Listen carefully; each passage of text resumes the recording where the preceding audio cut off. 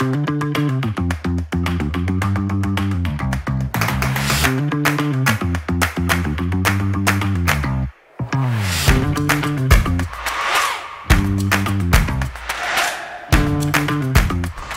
po ang aking pasasalamat sa inyong mainit na pagtanggap sa amin dito sa Navotas. Masayang-masaya po ako na muli na naman po tayo magkakasama sa napakahalagang araw na ito. Narito po tayo ngayon upang pangunahan ang groundbreaking ceremony ng isa na namang proyektong pabahay ng ating mahal na Pangulong Ferdinand R. Marcos Jr., ang Navotas Homes 5 Phase 2, para sa ating mga mahal na mga taga-Navotas dito sa Barangay Tansa.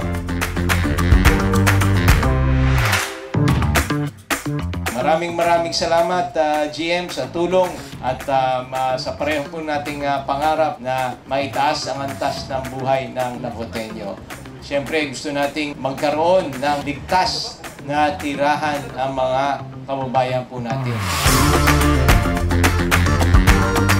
Sa ating pakikipagtulungan sa lokal na pamahalaan ng lungsod ng Navotas, sa pangunguna Congressman Toby Chanco at Mayor John Chanco, asahan po ninyo na maging matagumpay ang pagbuo ng pabahay para sa Navotas Homes 5.